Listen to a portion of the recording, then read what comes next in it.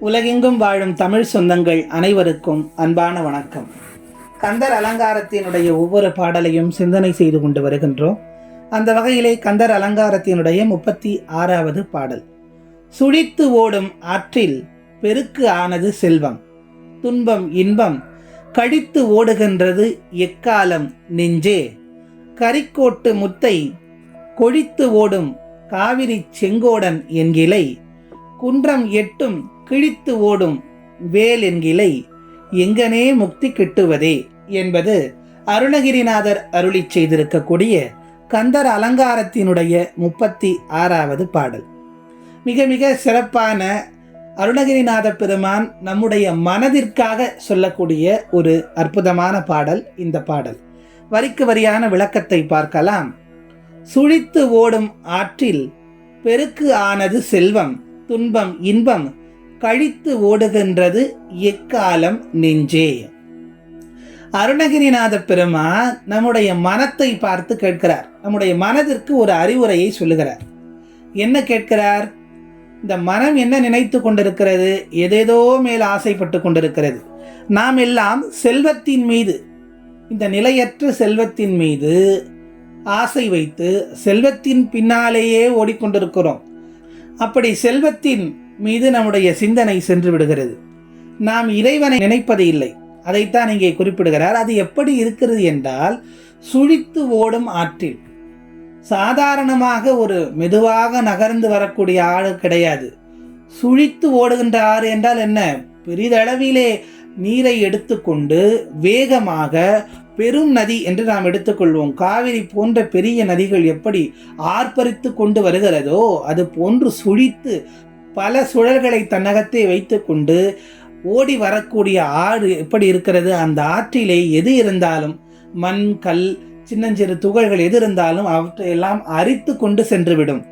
அது போன்று எப்படி அந்த சுழித்து ஓடும் ஆற்று பெருக்கிலே அந்த துகள்கள் எல்லாம் அடித்து கொண்டு செல்லுகிறதோ அது போன்றதுதான் செல்வம். நாம் நினைத்து கொண்டிருக்கிறோமே இது பெரிதானது உயர்வானது என்று, அது போன்ற செல்வங்கள் எல்லாம் இப்படி ஆற்றிலே அடித்து கொண்டு செல்வது போல் ஒரு காலத்திலே அடித்து கொண்டு சென்றுவிடும். துன்பம் இன்பம் கழித்து ஓடுகின்றது எக்காலம் என்று கேட்கிறார். எப்படி இந்த செல்வம் எதை தரக்கூடியது? இன்பத்தையும் தரும், துன்பத்தையும் தரும். இப்படிப்பட்ட அந்த செல்வமானது கழித்து ஓடிவிடும். இதைத்தான் நீ நினைத்து கொண்டே இருக்கிறாய். இதன் மீதுதான் நீ உன்னுடைய கவனத்தை செலுத்தி கொண்டிருக்கிறாய். இந்த நேரத்தில் நீ என்ன செய்யலாம்? அடுத்த வரிகளில் சொல்லுகிறார், கரிக்கோட்டு முத்தை கொழித்து ஓடும் காவிரி செங்கோடன் என்கிளை என்று சொல்லுகிறார். அப்படி என்றால் யானையினுடைய தந்தத்திலே இருந்து உற்பத்தியாகி வரக்கூடிய அந்த முத்துக்கள் இருக்கிறதே, அந்த முத்துக்கள் காவிரி நதியிலே வந்து கொண்டிருக்கிறது. அந்த காவிரி நதி எங்க இருக்கிறது? காவிரி சூழக்கூடிய திருச்செங்கோட்டில். ஏற்கனவே ஒரு கந்தர் அலங்கார பாடலில் திருச்செங்கோட்டை பற்றி நாம் விரிவாக பார்த்திருக்கிறோம். அதை டிஸ்கிரிப்ஷன் பாக்ஸில் கொடுக்கிறேன். அந்த கந்தர் அலங்கார பாடலையும் கேட்டு மகிழுங்கள். அப்படி அந்த திருச்செங்கோட்டிலே எழுந்தருளி அருள் செய்யக்கூடிய அந்த செங்கோட்டு வேலவரை பற்றி இங்கே குறிப்பிடுகிறார். அப்படி அந்த காவிரி ஆற்றிலே முத்துக்களோடு கொழித்து வரக்கூடிய அந்த திருச்செங்கோட்டு முருகனை நீ நினைக்க மாட்டேங்கிற, அவனை நீ துதிக்கவில்லை. திருச்செங்கோடன் என்று சொல்லக்கூடிய அந்த வேலவனை நினைக்கவில்லையே. அடுத்து சொல்லுகிறார், குன்றம் எட்டும் கிழித்து ஓடும் வேல் என்கிளை. 8 மலைகளையும், பல கந்தர் அலங்கார பாடல்களில் 8 வெற்பை அந்த வேலானது தூள் தூளாக்கியது என்று குறிப்பிட்டிருப்பார். அப்படி குன்றம் 8 குன்றங்களையும் அந்த வேலானது கிழித்து கொண்டு ஓடக்கூடிய ஆற்றல் படைத்தது. முருகப்பெருமானுடைய வேலாயுதம் இருக்கிறதே, அது எத்தனை உயர்வானது! குன்றம் 8 மலைகளையும் தகர்த்து எறிந்து இறுதியில் கடலையும் வற்ற வைத்து சூரபத்மனையும் அழித்த அரும்பெரும் திறன் வாய்ந்தது, சக்தியின் ரூபமானதல்லவா? அப்படிப்பட்ட வேலாயுதத்தை நீ வணங்கவில்லையே, வேல் என்று சொல்லவில்லையே, கந்தனுக்கு அரோகரா, முருகனுக்கு அரோகரா, வேலுக்கு அரோகரா என்று நீ சொல்லவில்லையே.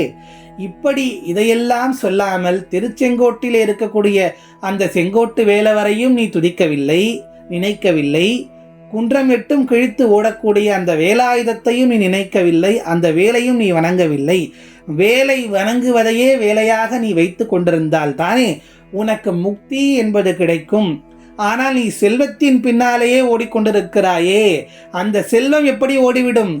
ஆற்றிலே அடித்து கொண்டு வரக்கூடிய அந்த நீரை போன்று அது எல்லாவற்றையும் அடித்து உன்னுடைய இன்ப துன்பங்களை எல்லாம் அடித்து கொண்டு ஓடிவிடும்.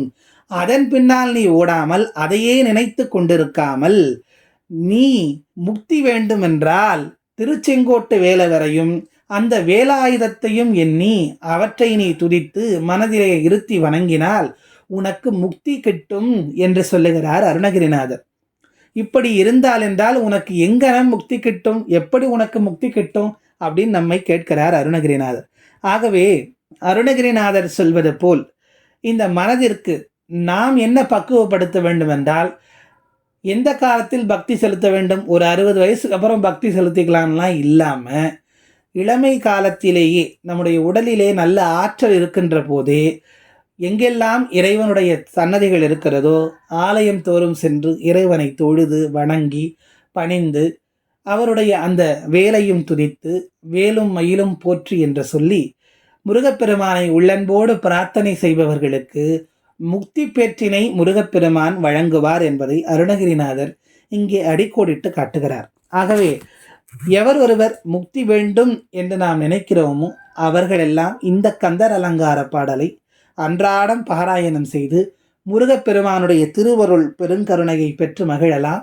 மீண்டும் அடுத்த கந்தர் அலங்கார பாடலில் சந்திப்போம். நன்றி, வணக்கம்.